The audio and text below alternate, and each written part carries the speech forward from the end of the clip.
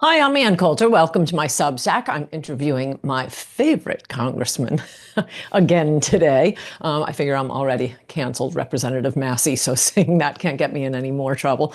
Welcome, Representative Massie. And great to be on here. You're what, the 10th district of Kentucky? Fourth district. Oh, I wasn't even close. Okay, well, I do know you don't have many immigrants. I love you on everything except drugs and immigration, as you know, but we've already gone over that. Now I've just been, I mean, your Twitter feed's been unbelievable. You must be in heaven with Donald Trump as president. How has your life changed? Well, Congress still sucks, but things are getting done. They're just not getting done in Congress. I'm pretty excited about the redirect from the administration on Ukraine. We're not going to basically fund more death and destruction with no results in Ukraine, it looks like, going forward. So that's great. Doge is wreaking havoc, and I love that on the establishment. And overall, I think he's made some good appointments. Bobby Kennedy is great. Tulsi is Yes, I wanted to great. ask you specifically about him, but Yeah. go ahead. Yeah. No, I mean, so far, first 30 days, I'll give him an A. Yeah, I'm totally amazed. You and I probably shouldn't bring this up, but both supported DeSantis against Trump. And wow, if I'd known we were going to get the Trump who ran in 2016 and not President Kushner again, I wouldn't have had to push for DeSantis. I mean, I wonder, I love DeSantis. We'll get back to this. But I look at some of the stuff Trump is doing.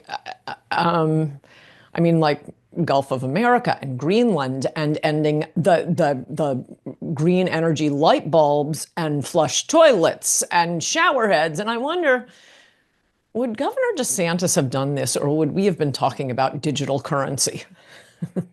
I think Ron DeSantis would be doing an awesome job as well. And so I don't think he would be renaming the Gulf of Mexico. I don't think he would be taking over Greenland. No, I think he would be making the Department of Justice understand that they work for him And and yes. using every executive power at his disposal to get things done. I think Governor DeSantis would be moving as quickly, if not quicker, than President Trump, but I am not complaining at all. I'm happy with what Trump's done so far. And your Twitter feed has been on fire. I particularly love you attacking your fellow congressman. Well, look, here's the big message, if I can leave your listeners with one message. Um, Doge and even President Trump are on a collision course with Congress. It's not apparent yet, but it's going to happen. Look, Doge has uncovered all of this corruption in USAID. And Michael Schellenberg, we had him in Judiciary a couple of weeks ago, and he testified that USAID was funding the misinformation campaign that was used to impeach Trump. I mean, that's treason. And he admitted as much right there, characterized it as such. So all of these things that we've found in USAID, guess what, Ann? We're probably going to fund them all again here in a few weeks. That's With a, shocking.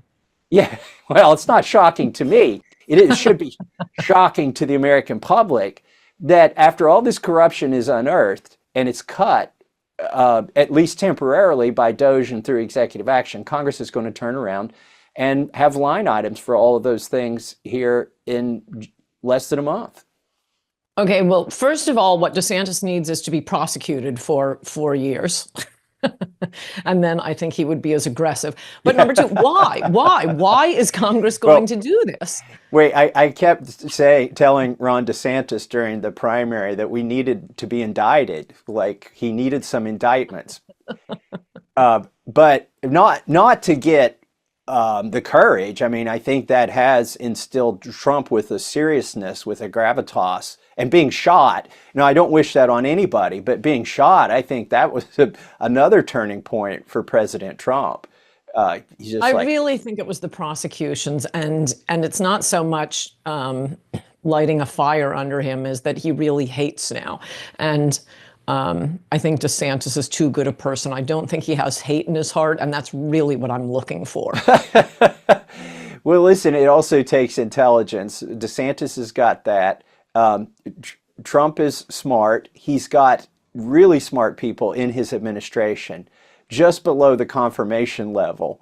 For instance, Stephen Miller, who I'm sure you know, is like the chief deputy or something in charge of policy. And I bet every day they walk in with a cup of coffee, and there's probably like 12 brainiacs over there like Stephen Miller sitting around a room. What are we going to do today? Let's think of 20 things we can do today. And then they give them to Trump and he does them. My frustration in his first administration was that he was tweeting things.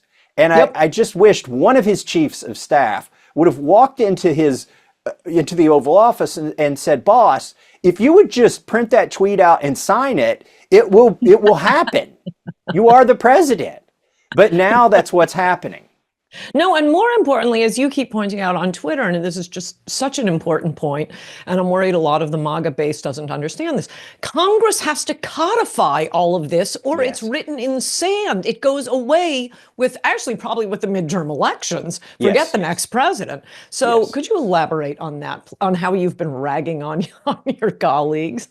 Well, first of all, it will go away. It may go away before the midterm elections. Look, all these district judges are able to get nationwide injunctions. And so, Trump's flooded the zone right now with all of these things. They can't even bring up the lawsuits quick enough now. There aren't enough attorneys in enough districts to file this stuff in. So he's, it's open field running right now for him. But eventually the courts, they'll use lawfare to mire him down again, to bog him down. And at that point, it needs to be Congress that's doing this. Look, we control the House and the Senate and the White House. This is the trifecta. Yes. We need to be codifying these things. Why in 1 month are we going to pass a CR that does nothing, or an omnibus that does even worse, that increases spending? Why would we do that? We have all the levers. I'll tell you why. Why? Yes.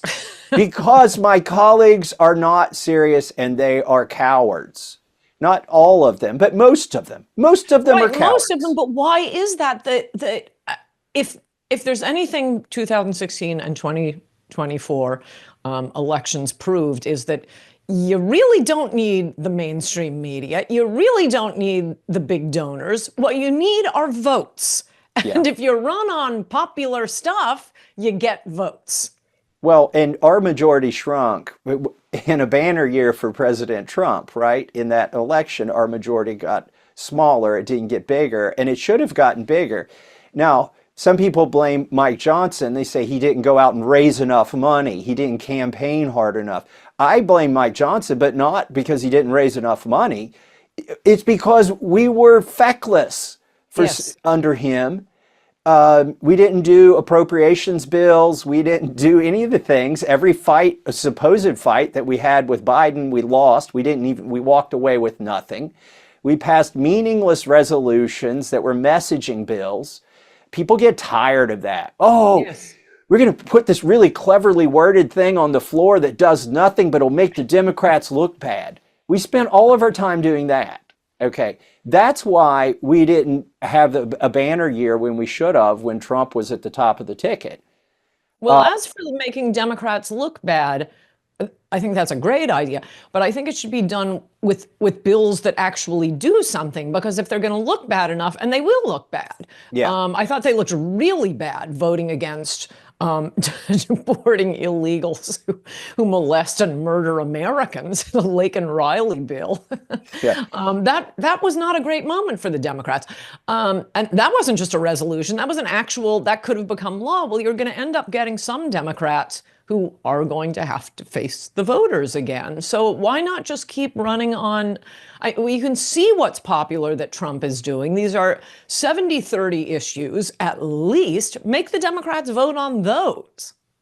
Oh, I agree. And we have some clever things, and they could become policy, and it's great to put the Democrats on the spot. But at the same time, we need to be doing Doge-like things in Congress. Yes. the committees of jurisdiction, look, have been funding this stuff for decades. And they're supposed to be the subject matter experts. They're supposed to be ferreting this stuff out. The reason they haven't is there's a uniparty. Now, Trump, I don't want to conflate this with the unity party. Trump has something with RFK Jr. that we're calling the unity party, where he brought in RFK Jr. and Tulsi. By the way, hats off to Jim Jordan, the chairman of the committee I serve on, for calling in Tulsi Gabbard and RFK Jr. to testify when they were still Democrats. That was something worth doing to show that there was cognitive dissonance in the party. And eventually, both of them left the Democratic Party. And now they're in our party. Like they went from Democrat to independent to now they're in the Republican Party. They're in the Republican administration.